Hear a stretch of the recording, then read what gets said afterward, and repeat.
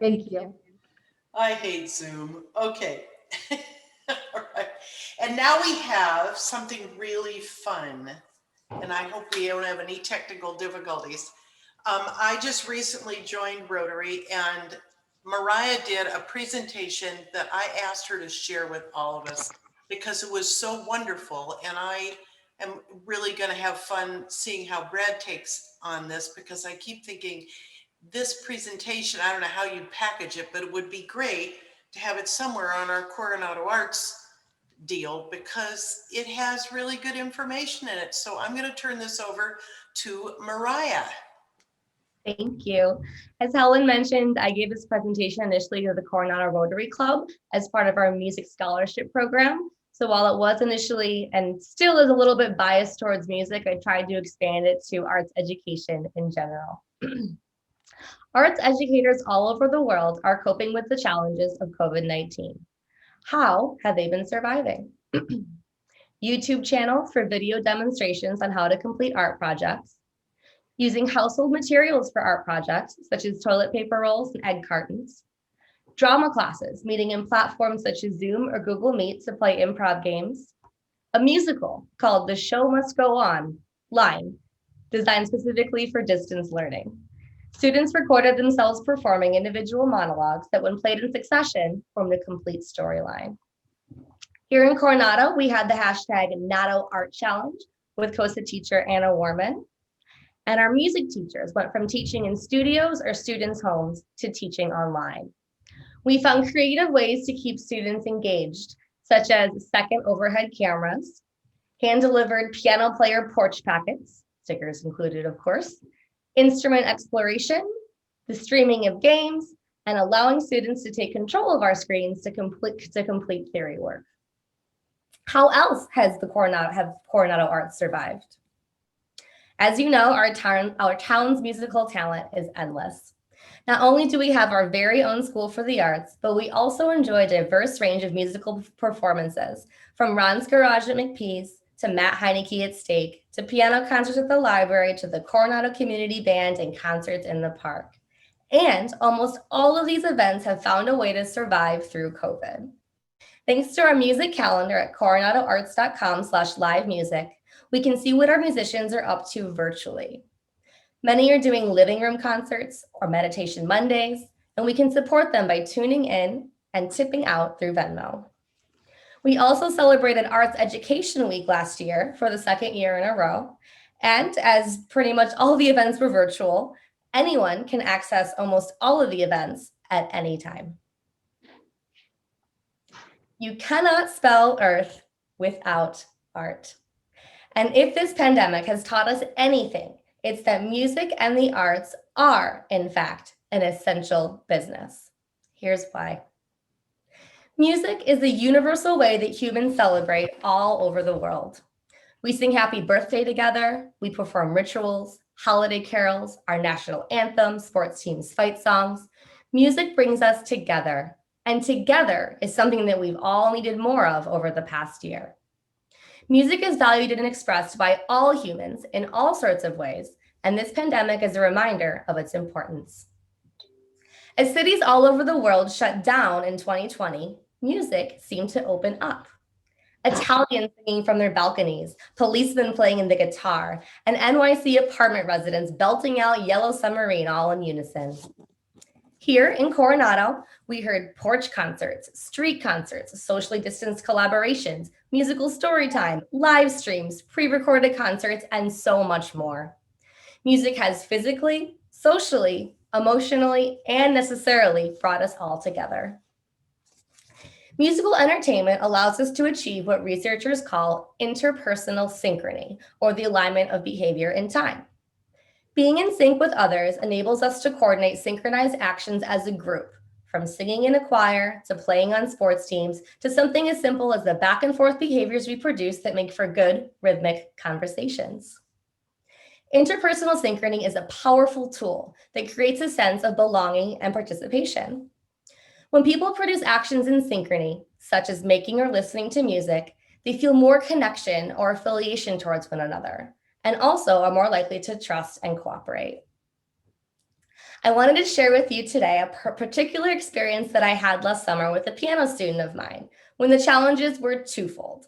Not only were our lessons online, but she was at her desert house without a piano or keyboard. So I created a playlist on Spotify that contained classical music songs about animals. I shared my phone screen with her, used the annotation feature on Zoom to draw a white box over the name and composer of the song, and pressed play. So the student couldn't see what was playing, she could only hear it. And she used her annotation feature on Zoom to draw what she heard, using colors, shapes, stamps, and whatever else her whiteboard allowed her to use. Through this activity, my students could now identify and artistically express the Carnival of Animals, the theme from Jaws, the flight of the bumblebee, characters from Peter and the Wolf, and other classical works. It became one of their favorite activities and one of mine because for minutes on end, everyone just listened. Teaching online is exhausting for the teacher, student, and parents. And instead of shouting over the sounds of siblings in the background, asking, "Can you hear me? How about now? Move your camera down. You're frozen. Wait, come back."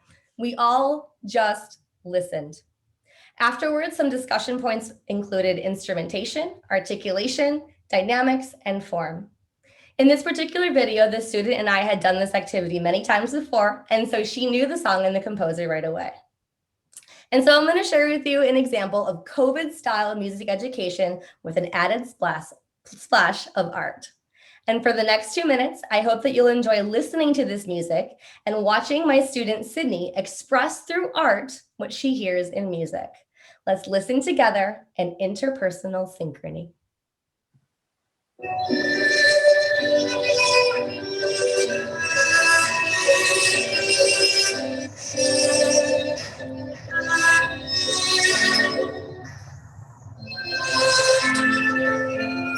Wow. Nice job, Sydney. Thank you.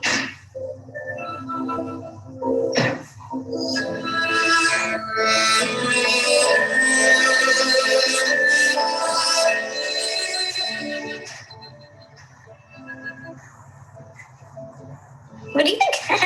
I think it's beautiful. There's a bit left in the song. Want to keep drawing or go to the next one? I want to keep drawing. Okay.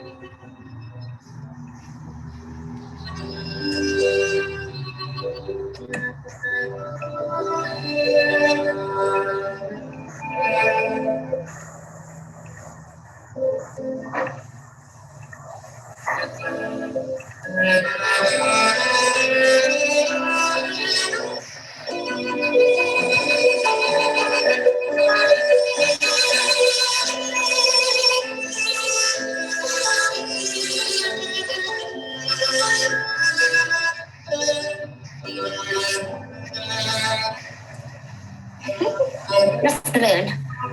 30 seconds. Imagine it being a nighttime with the swans. Okay. I don't know why. Like the moon shines really bright.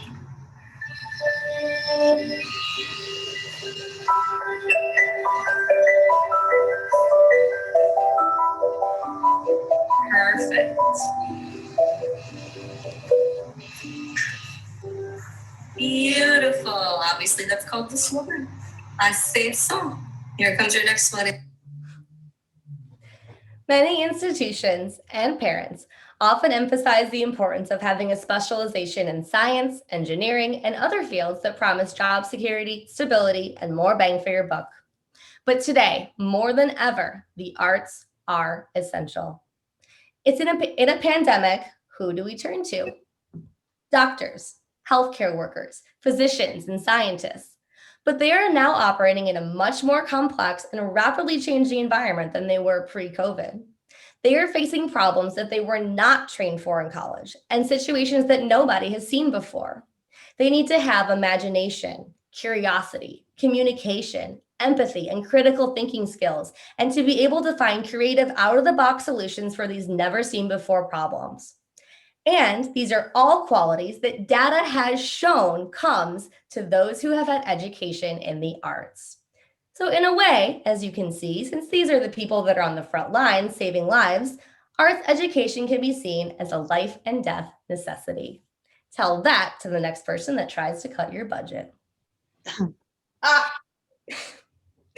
In closing, I will leave you with more data on the importance of the arts, especially for young people.